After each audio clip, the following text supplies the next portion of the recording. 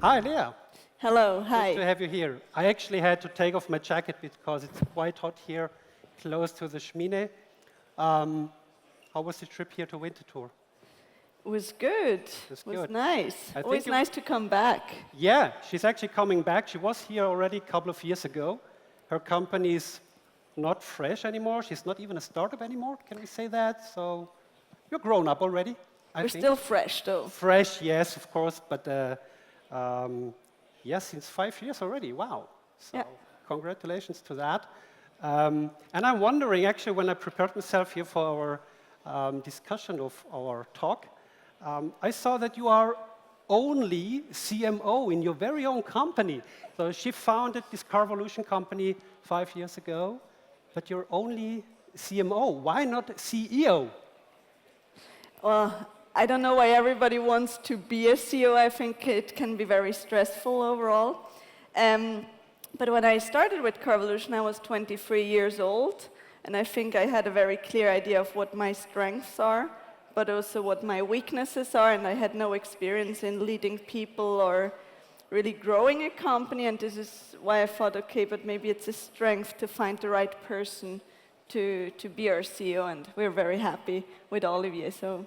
Okay, that's cool. Actually, I have a lot of questions myself to Léa, and if you have questions right now or during our talk, please keep them in mind, because after our session here, after our 25 minutes or something, you will get the opportunity to ask questions as well. So stay tuned and listen carefully. Yeah, actually, you said being CEO, I think it's quite like a privilege or something, or on your business card, it sounds very good. And I really like the aspect that you say, well, I was not experienced enough. But would there be a point in time when you say, now I want to be CEO, now I'm mature enough experience? Well, being a founder, I think what you learn is that there's always so many things you don't know and you still have to learn. So I'm not sure if I would ever say that now there's a point where I feel comfortable with everything. But yeah, I never say never, so maybe. But right now I think I'm in a very good place. I feel very comfortable about the challenges ahead. But there are challenges, and I think this is what I focus on at the moment. That's true. Yeah, that's true. Actually, if I can say that quite frankly, you really look very good and relaxed and fresh. Not as a woman. Yes, as a woman, of course, also, but that's a different topic. No, I think, I assume when someone is founding, having a startup, growing fast, having employees at a very young age, you probably worked 24/7 for the last 5 years, haven't you? Or how do you actually deal with this aspect? Being alive, staying alive, not getting into a burnout or something like that, and still pushing the company, making it successful. So what's the secret? What can you tell startups or people thinking of founding but hesitating because, oh no, I don't want to work 24/7. I have no bock for a burnout or something like that. What's your secret? Well, I think, first of all, burnouts happen also in other jobs than True. founder jobs, and I think it's something we have learned a lot in the past, so we can be very aware of it. And for me personally, I'm not the kind of founder who says Carvolution is my everything. It's if Carvolution is not well, I have always terrible days. Of course, it's a very important part of my life, but at the end, we set up a team where I don't get to worry too much. So why freak out when things go a bit this way or that way if you have the confidence that you will manage again? And there's also certain rules where I try to stick to, like not working on the weekends, just to keep a certain distance. Sometimes it works better, sometimes less. And sometimes also you have to accept that you're in a bad mood as a founder, because it can be stressful. There's a lot of emotions coming, and instead of expecting to always be happy, you may as well tell your team, hey, I'm having a shitty week. So, and then they're going to give even more, and then things are going to go better again. So I think you shouldn't be too rough to yourself, and then things feel a bit lighter. Cool. That's actually good advice. When I founded my own company a year ago, 13 months ago, I said to myself mostly the same thing. So I don't work at night usually, and I want to have my weekends free. And I even grant myself vacations now and then, and that's quite healthy actually to keep the pace high, to be powerful. So yeah. Well, the vacation part, I remember still my first vacations at Carvolution. That's hard to really say. I'm going to put it away. I'm going to trust that things go well. So what happened actually at one point, I had to go and have a surgery, and I was out for a month. And then I realized, oh, things still go even without me. And actually, it's a nice feeling. Yeah, that's good. Actually, something bad can happen all the time, or you want to take off for half a year, something like that. So it would be sad if the company would break down just because of that. So I think that's good advice for everyone here. Don't be your own bottleneck for your startup. So probably, yeah, that's funny. So you even don't check your emails 24/7, probably? No? Emails at night, something like that? No, I sleep at night. Oh no, it's Léa again, 11:30 at night. So why is she writing emails? Well, if somebody sends an email at 12 and it's very urgent, I'm pretty sure that a phone call would follow up on the ignored email. So if people need something very urgently, they will make sure that it comes to you. There's no point of checking those news all the time. Yeah, that's true. Okay. So literally, you don't do anything by yourself. I learned that. The company is quite big already. So you have around about 100 employees? No. Well, at Carvolution itself, we're around 80, and then with our daughter company, we're at about 100, yeah. Okay, within 5 years. That's great. Yes. Cool. And I didn't ask actually how you came here to Winterthur. Did you take a car from your own company? Are you your own customer at Carvolution? Probably without paying, of course, but do you use your own services? I mean, to comment on that without paying, you always pay in a certain way, right? It's right, you don't have that something income. being part of your compensation is it's not for free. Yeah, I was just and it's also something we have to clarify with founders sometimes. Yes, I actually came with my car, so my car subscription. Yeah. Cool. I was looking for a car at Carvolution website very recently. So actually, I was not looking for Carvolution. It was before I knew we have this talk here. So I was just Googling like a car sharing model, something in Switzerland, instead of buying a new car. And I just out myself. I was just out of interest looking for something, let's say, more expensive, like a Porsche or something like that. And unfortunately, I didn't find a Porsche currently in your portfolio or in your garage at Carvolution. So if you want one, I'm sure we can organize one. Oh, really? Okay. In time. We really expanded on the brands we have in our portfolio. So Porsche is something you would find. But yeah, it goes very fast when they're online. They also get sold out quickly. But we can follow up on that after. I think we would love to help you. All our clients get special prices. Okay. Now, I'm actually not asking because of that, but the thing is I'm having in mind, besides me, would a potential Porsche driver use a car-sharing platform, or is this more like your target group is more like having an Opel Corsa or a BMW 3 model or something like that? Is it something that you can tell? What's the range from age or value of the car or something like that? Well, I think this is one of the very nice parts of Carvolution, that your addressable market is massive. We're independent of any brands.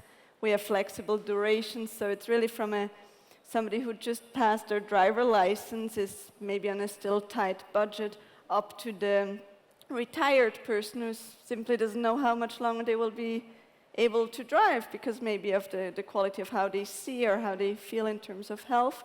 So we have from, and I don't want to say it's a bad car, it's a rather affordable car, from a Dacia Spring up to the Porsche.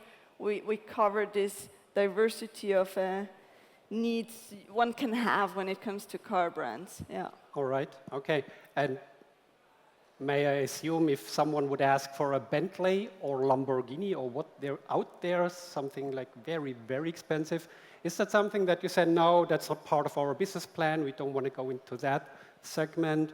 Or are you just open for that, seeing what future brings? And if someone is asking for a Bugatti Veyron for 1.5 million Swiss francs or something, you will do it? Well, I think in order to also, like, at one point operate as somehow efficient business, you also have to be very clear of what are you doing and what are you not doing. Currently, it's not what we're doing. And I think also when it comes to scaling, you don't want to have big frictions in your system. And this would be like a very unique car, let's say, with probably special financing, special residual values. So at the moment, we want to focus. But this focus is already pretty wide, so there's no need to expand on that yet. Even expand that even Let's more. see. Okay, so that's actually also good advice for founders right now or in the future probably. So focus. To focus, yeah. But, but don't stand still. So maybe you have 10 Bugatti Veyron in 5 years already. I don't know. Okay, but focus on your market as well. Focus on your health. Funny thing. Or is it funny? I cannot think funny. When I prepared myself, also, I came prepared actually. I Googled your name. What is more obvious than Googling the name from your talk partner?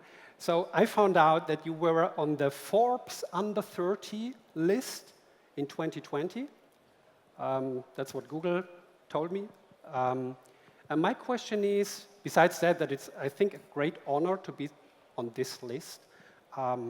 Did you get any benefit out of that you have been on that list and gained like publicity out of that, visibility probably? Is there something a benefit, not for you personally, but for Carvolution somehow?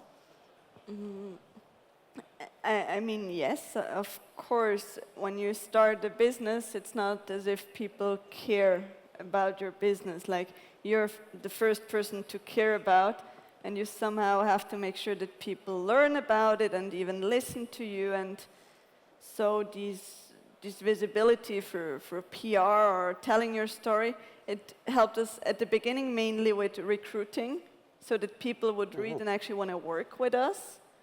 But for me personally, I mean, as a founder, you have to do it.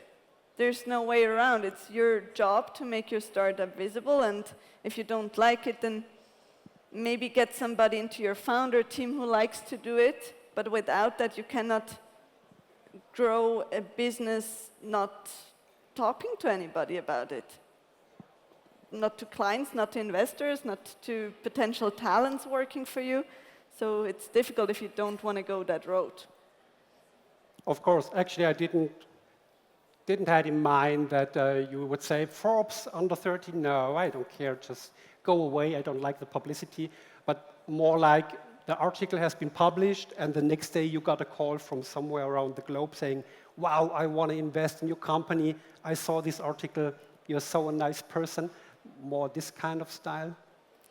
No. No. No, it's other kind of calls or messages, but not that one. So. Okay, but bottom line is for founders out there, if you get the opportunity to get even more visible, take it, grab it.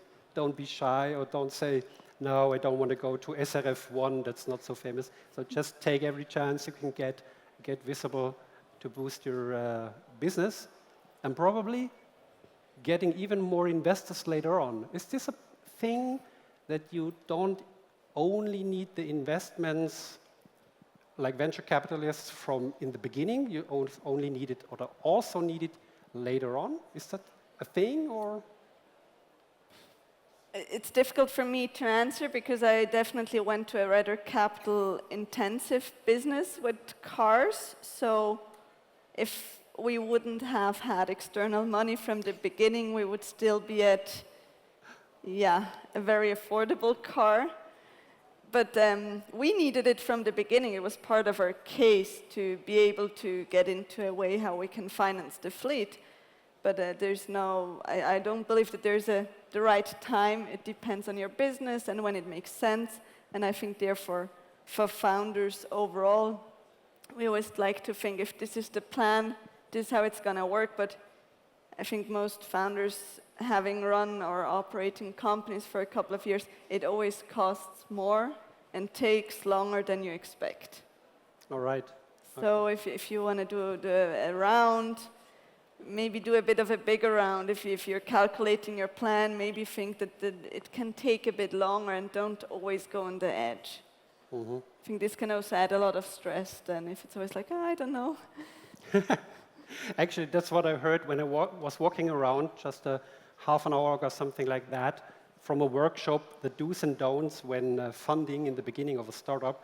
So don't wait too long, and just, it takes longer than you expect probably as a startup, when you have no idea, no clue at all. And you can't start talking to investors when your account is close to zero. Like, the talks, it needs time for them to understand your case, to get to know you, the whole team, the business model. So just with more time, things are less stressful. Cool. Which leads back to the health that we just discussed before. So less stress is always welcome.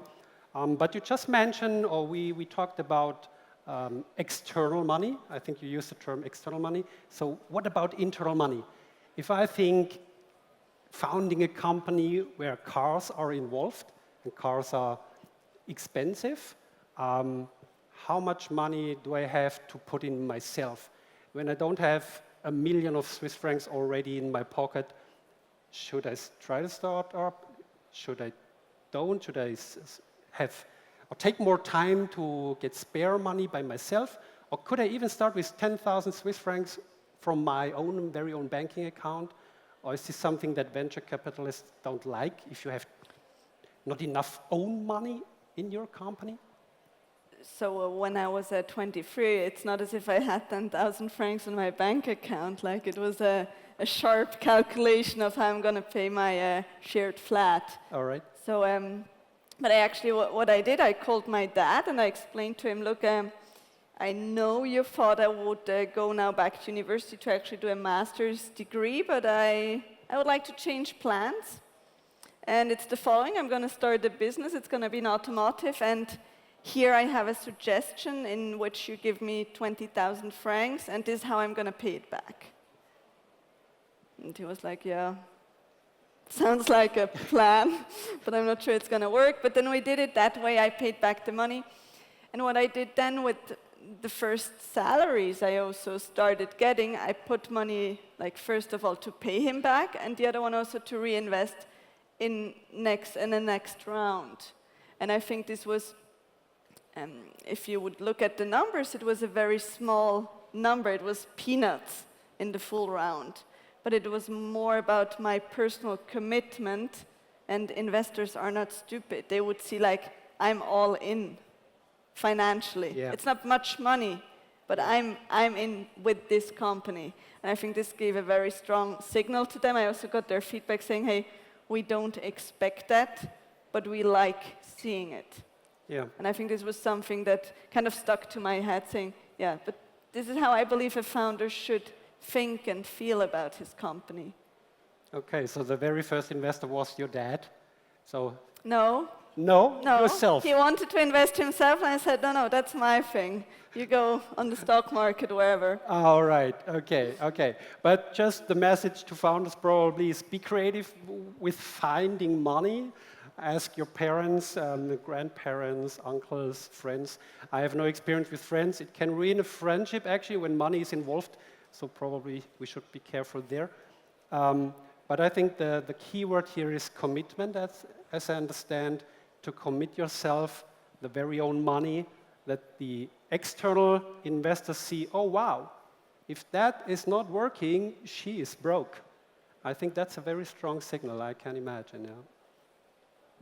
Well, broke, but a very rich of experiences. I think wow. This is also how I'll put it for myself. I was always like, I mean, with every startup, there is an option that things don't go well. Yep. And you have to be also, I mean, don't be naive. If it wasn't risky, it wouldn't be risk capital, and you wouldn't be the one starting it. But somehow also there, I managed to get some stress from myself to say, hey, but if it didn't work, would I still be very happy about doing it? And I said yes.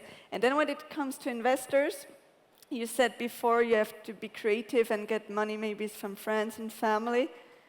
It's something I personally would never do, because this would make me very nervous. Our investors, they're all professional investors, so I know that they do their due diligence, they ask the right questions, and also they build their portfolios.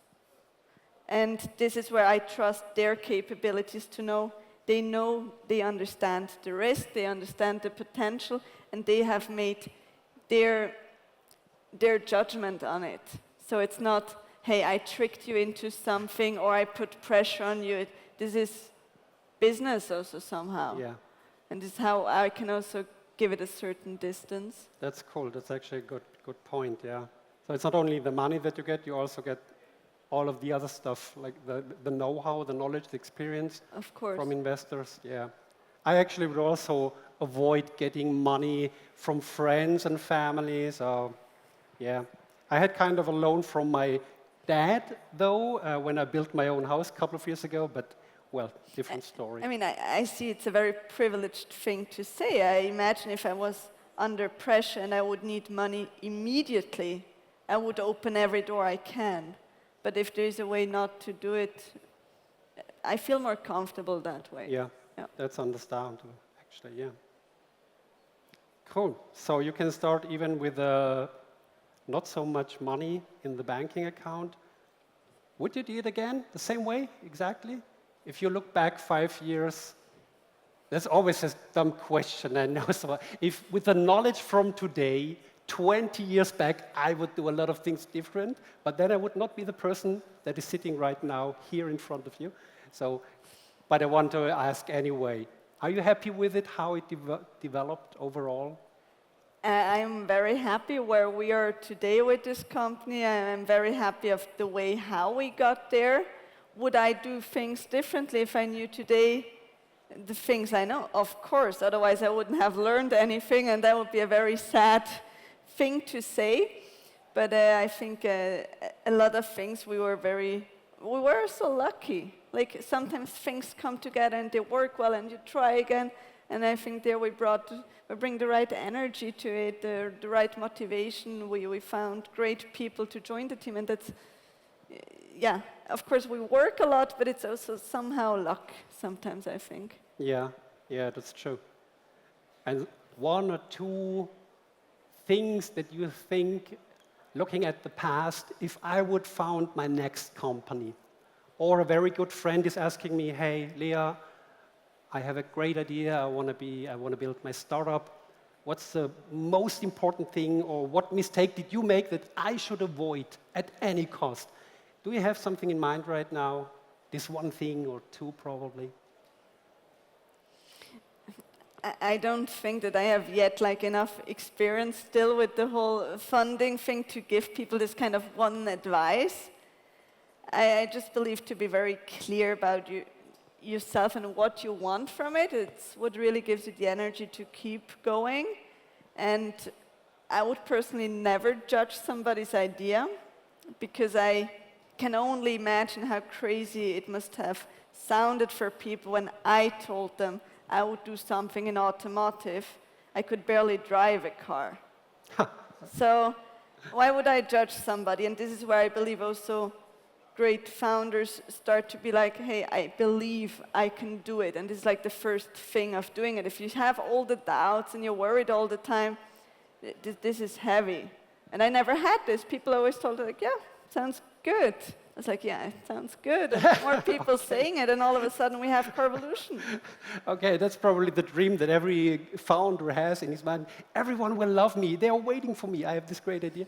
But probably that's not the role model here, guys. So be prepared also for someone saying, nah, I don't think this will work out. So reality is tough sometimes, probably. And it's good for you that you don't have these negative vibes coming up to you. So that's very good. What else can we talk about? Do you have a wish? different topic. It's still startups, but do you have a wish for the startup scene Switzerland? Is there something that you said in the past when founding your company, growing, that, wow, startup in Switzerland, that's quite cool, and there's venture capital, and there's organizations, and startup nights, of course, but there's something missing, this little piece in the scene as a whole? I really like the startup scene. I think it's strong. I think it's real. Like, we do real business here. But sometimes I miss still a bit this craziness of these big cases, where, because it's very uncomfortable when I told people, yeah, how much we have to raise just to finance our case, they were like, are you sure? I'm like, yeah, I calculated it, I'm pretty sure. This is what we need. And they're like, but that's a big number. I was like, yeah, big cases, big numbers, you know? And it's like, I experienced it myself. Why would we tell people that we can't do the big cases? And that has been a bit frustrating. So I think, I mean, going international, whatever, if you would say something like IPO, people here go like, did she say that? And let me Google IPO, I have no clue. Yes, I'm not saying IPO in any of that, but I think we have to give it the room to think a bit bigger. All right. So maybe that's a Swiss thing, so we are a little bit, yeah, we cannot go too big, maybe we're only a small country. I have no idea, but it's a valid point, actually. So think bigger, be more brave, and try something out, and don't be shocked if you see a big number for a big use case, actually.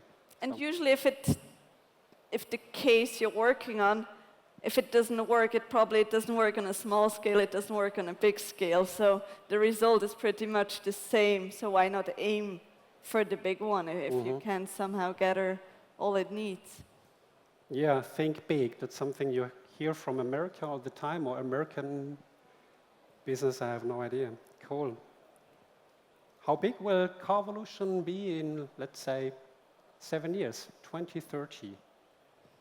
No. 7 years. Or 5.5 years, I don't know. I don't know, but I wouldn't like to hear like a recording of my saying something it's small being recorded. in 5 years from just now. Tell it to me. No, you don't have to commit to anything. But the idea is probably still not staying still on this level that you have, keeping the eyes open if there is a chance on the market to grow a little bit more. I mean, we're growing every month. This has to be the ambition. Okay, so I only have to add up the numbers, the month until 2030, and then I know it. I can answer myself. Yeah, that's big. Okay, but that's cool. So I will Google again next year, probably. This year Christmas is too close, but next year around October I will Google for this Bugatti Veyron, or at least a Porsche for my wife and kids. Yeah, I'm looking forward to seeing more from you actually on Carvolution. Yeah. Ladies and gentlemen, I hope you have a lot of questions in mind that you want to share with us now. It would be time for Q&A session. The audience has the word. We have the microphone. Yes, we do. Your chance. Asking, not me, I don't have so good answers, but Léa has. You have to raise your hand quite high that we can see it. On the left side, close to the popcorn stand. Yeah, we see you. Hi, thank you so much for your talk. I really like how you explain everything in such simple terms. My question would be, let's imagine your company does go IPO and you make a lot of money. What would you do with it? I haven't thought about that actually. So I do horse riding, so I know what this hobby can cost, and probably I would upgrade my horse game a bit. Thank you.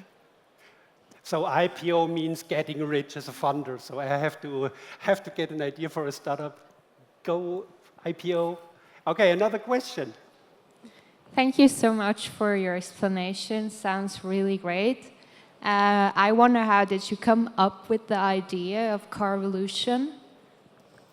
So, I mean, we can also, what we do is basically offer car subscriptions. Another term is also car rental. Car rental is nothing very new, but the renaming of the car subscription, it already existed in the US.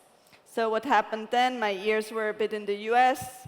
I was here after university needing a car, and when a pain point gets connected to, oh, the car subscription exists, why can't I have that here in Switzerland? So I'm not an inventor or anything. I was just very jealous of their case, and somehow then we started here. Hi. My question is, how do you reduce the churn, the loss of clients, increase the retention? You deliver a good service. It's if people are happy, they stay. This is an awesome thing. People are lazy, so once you have them with a recurring revenue case, like a subscription, just don't fuck it up. Do your homework, probably. But anyway, I have a question to this one, or additional to this one. Do we have something like reward system like not Microsoft, Micro has with Cumulus points to keep your customers, or can I give a 5-star rating somewhere on a platform? Is there something in this direction with Carvolution? So we have a referral system, which is pretty nice. So if an existing client refers Carvolution to a new client, both get a benefit. It's nice because when you go out for dinner and you put your car key on the table and someone says, oh, a new BMW, and you're like, yeah, and you start talking. New Porsche. It's we can get you the Porsche still. We for talk this about that Christmas. later, yeah. It's a very nice talkable thing, the car. And this is why you have to understand, how do your clients use your product? How do they talk about it? And this is how you can really make your growing client base be one of your strongest kind of acquisition channels. It's not nice to call them acquisition channels, but this is what I see in our client base. Cool, thank you. We still have time for 1 or 2 more questions. Yes, please. Microphone is coming. Thanks for the talk. So you said that you started with 20K. With 20K, you get not first car. How was your first steps into this company? Thank you. So the 20K were just my little part to actually start the company. We did a Aktiengesellschaft. I don't know the English term, but I'm sure where you need 100,000 francs to actually do the incorporation. But after that, we needed pretty quickly a financing round, because even with 100,000, you're not getting an office or cars. So we had these very brave investors who would say, we're not going to get anywhere if we don't buy cars now out of our equity. So we got 3 million. What I did, I went on Statista, I Googled most bought cars in Switzerland, and it said like Skoda Octavia, VW Polo. So I called some dealers and said, do you have that? I buy 20, just mix it, I don't care, black, white, and gray. And this is how we had to start. But this is very risky. You can't just buy cars from equity. But we had also no other option to go to a bank and say, hey, look, we would like to buy 20 cars. Would you give us a credit? They go like, and your cash flow? No cash flow. No cash. And how long have you been in business? We haven't been in business.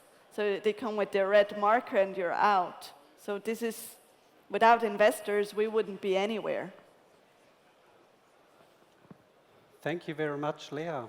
We are right on time. Our time is up, unfortunately, but please stay here, enjoy the rest of the afternoon and evening, and don't forget the party at 10 p.m. Thank you, Léa, for having you. Danke. Good night.